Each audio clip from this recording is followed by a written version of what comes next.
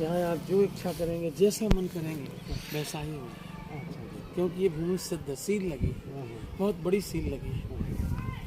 अभिमंत्रित करके इसको सिद्ध किया जाता है, फिर इसका भूमि पूजन किया जाता है। भूमि को पूजने के बाद इसका जो धरती है उसकी नींव खोदी जाती है। तो नींव खोद देते थे।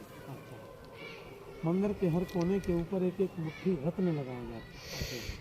और रत्नों के बाद बीच में हल्दी, सुपारी, चावल, पुष्प, सुगंधी, अष्टधातु, अनाज लगाया। उसके ऊपर एक चबूतरा लगा देते। चबूतरे के ऊपर मंदिर के ऊपर नारियल के नीचे कलश के नीचे छोटा चक्र, बड़ा चक्र, डिजाइन, इस तरीके से एक खजुराहो के मंदिर बनाए जाते थे। जिन्होंने मंदिर बनाए उनकी उत्पत्ति कहाँ से?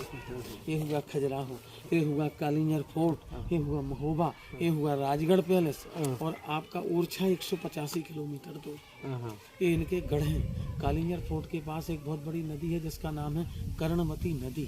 कर्णवती नदी के किनारे कर्णवती नगरी, उसमें एक ब्राह्मण मंत्री की कन्या हेमावती रहती है। हेमावती नाम की कन्या की शादी हो गई और वो विधवा हो गई। विधवा स्त्री की आधी रात को काम अग्नि में आकर उसके शरीर में काम जाग जाता है, तो उसकी नींद खुल जाती है और वो स्नान करने के लिए मानसरोवर चली जाती है। नहाने के बाद उसकी परेशानी और ज़्यादा बढ़ जाती है, तो वो तालाब के किनारे रोती है, चिल्लाती है। रोती हुई स्त्री की आवाज़ को सुनकर भगवान चंद्रमा पृथ्वी के ऊपर अवतरित होते हैं और उसके रोने का कारण पूछते हैं, आप क्यों रो रहे हैं?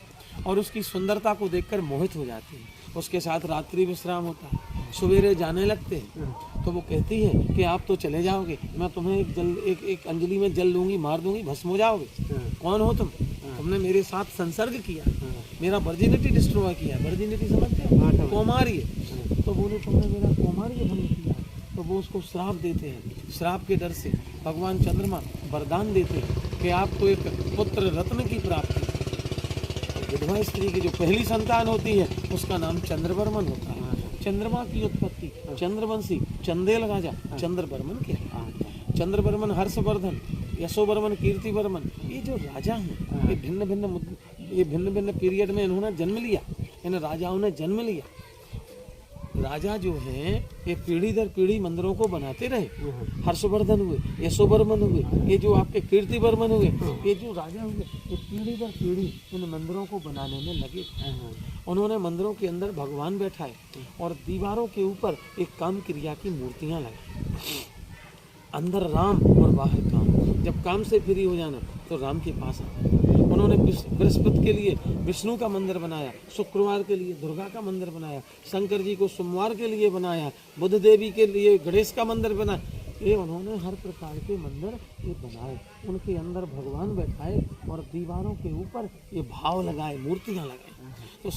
तो अब आपको पता होना चाहिए कि ये जो चंदेल राजा थे ये धीरे धीरे इन राजाओं का अंत हो गया।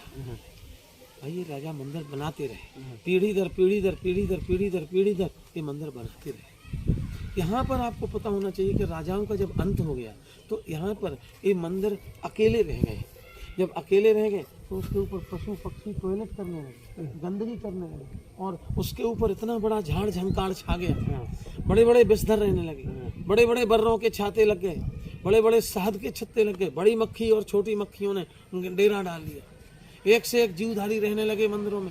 आप दूर से देखते थे, दूर से देखो तो ये मंदिर ऐसे लगते थे जैसे एक कोई घास का अंबार लगा।